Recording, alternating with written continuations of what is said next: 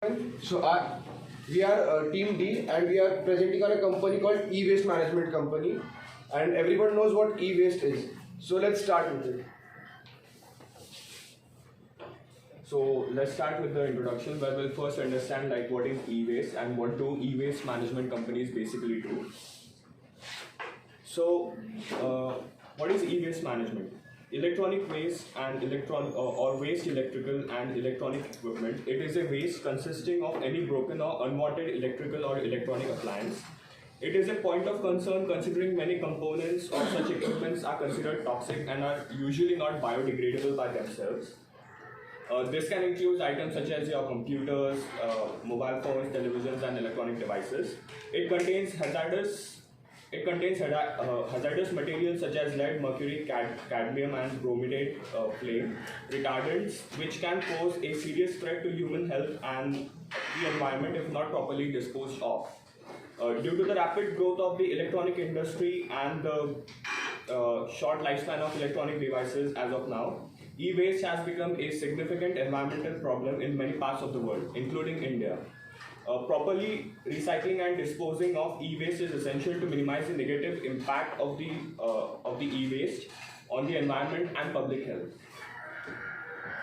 So what do e-waste management company basically do, like us? Ours is the e-waste management company. So what we do is basically we collect and transport the e-waste, where the e-waste management firm often provide like pickup and transportation services for businesses and individuals who want to dispose of their electronic waste. Sorting and dismantling. E-waste management, the devices which are there in the electronic devices, they are usually sorted and dismantled, separating the components such as plastic, metals, and circuit boards for further processing. Recycling and recovering. Recycling and recovering the valuable materials from electronic waste such as gold, silver, copper, and other precious metals. Disposing of the e-waste, like the hazardous material or components that cannot be recycled, are disposed of in an environmentally responsible manner, following all the regulations which are provided by the Government of India. Data destructions, data which is stored on mobile phones, the hard drives or the solid state drives, which we often use in our computers and mobile phones. We offer the services like destruction of that sensitive data, which is stored on the electronic device.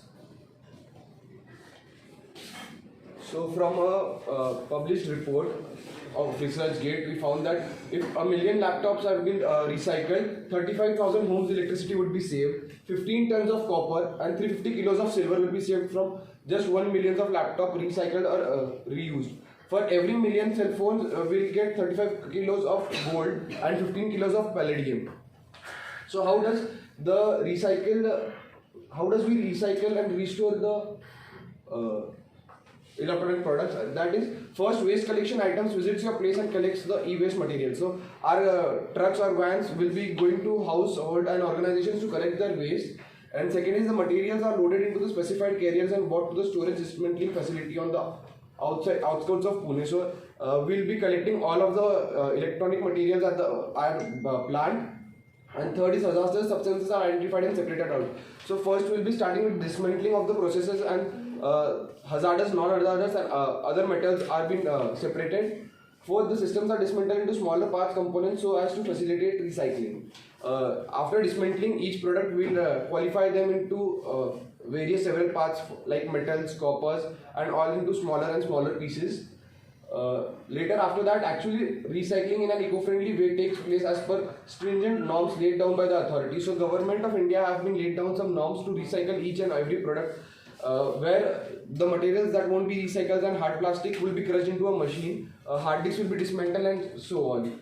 And after that, all the components that are in a working conditions or in a good conditions, we'll restore them and refurbish a new product from various other components.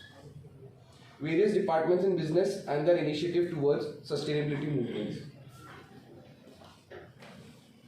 So the HR department of the company will take the following initiatives for the sustainability movements. First is promoting sustainability values. So the HR department will organize training sessions for the subordinates and superiors as well to promote sustainability values. Then implementing sustainability HR practices. We can implement telecommuting to reduce carbon emissions and reduce paper consumption by using digital HR systems. Encouraging employee involvement in sustainability initiatives. So the HR department can encourage employee participation in sustainability initiatives by involving them in decision-making processes and encouraging their participation in sustainability related projects. Supporting diversity and inclusion.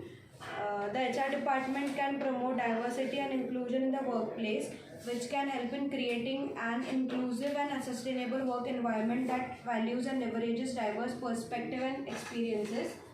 The last is implementing sustainable compensation and benefits packages. The HR department can develop sustainability compensation and benefit packages that encourages employees to embrace sustainable behaviors in the workplace. The finance department of the company can invest in sustainable initiatives like renewable energy and sustainable supply chain management. Implementing sustainable financial practices. It can implement in financial practices such as digital billing for the whole company. Calculating and reporting environmental impact. The finance department can calculate the company's environmental impact by using a life cycle assessment and report the company's sustainable performance to stakeholders. Managing sustainability related risk. The finance department can identify and manage sustainability related risks such as environmental liability or reputational damage that the company has by not following the sustainability movements. And incorporating sustainability criteria into investment decisions. The finance department can incorporate sustainability criteria into investment decisions such as selecting suppliers based on their sustainability performance or investing in companies with strong sustainability records. Developing sustainable financial strategies. It can develop sustainable financial strategies such as implementing green bonds or developing sustainable investment portfolios. By incorporating these practices, the finance department can play a critical role in promoting sustainable movements and maintaining the reputation of the company. Marketing department will look after the benefits of e-waste management, encouraging responsible consumption, emphasis on environmental benefits, highlight on sustainable practices, providing eco-friendly options, encouraging reuse and repair, partnering with sustainable organizations. Sales department of the company will promote promoting sustainable products, collaboration with sustainability focused partners, offering payback programs, tracking and reporting sustainable sales metrics.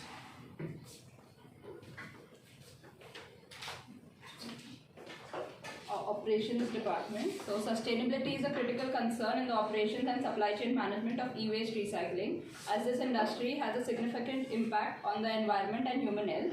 So to execute sustainability in our company, we are reducing waste and emissions, promoting sustainable sourcing and prioritizing circular economy principles. So recycling waste and emissions. One of the primary ways to improve sustainability in e-waste recycling is to minimize the amount of waste generated and the associated emissions. Promoting sustainable sourcing. Companies in the e-waste recycling industry should prioritize sustainable sourcing practices. Prioritizing circular economic principles. The circular economy is a concept of emphasizing the reuse, recycling and repurposing of products and materials to minimize waste and promote sustainability. Overall, executing sustainability in the operation and supply chain management of e-waste recycling requires a multifaceted approach that focuses on reducing waste and emissions, promoting sustainable sourcing, and prioritizing circular economic principles. So the e-waste in the country is regulated by the e-waste rules. So under these rules, producers of electronic goods are required to take responsibility of their products' entire life cycle, including their disposal. They are required to set up collection centers for e-waste and ensure that the waste is disposed of in an environmentally sound manner. Overall, the implementation of these rules has helped to improve the management of electronic waste in India, and it has brought more accountability to the producers of electronic. Incentives by government. Government provide financial incentives of 25% on capital expenditure for the identified list of electronic goods that comprises downstream value chain of electronic products. Impact of e-waste on Indian economy. Adoption of sustainable development in India will result in yearly benefits of $624 billion by 2015. It will also help in reduction of 44% reduction in greenhouse gas emission. It also benefits the local economy by encouraging production models that rely on the reuse of nearby waste as a raw material. It also drives employment growth. It fosters the development of a new, more initiative and competitive industrial model, resulting in high economic growth and more employment. Minimizing e-waste is important. Reevaluate, extend the life of your electronics, buy environmental friendly electronics, donate used electronics to social programs, reuse large electronics, recycle electronics and battery in e-waste recycle bins and located around campus. Thank you.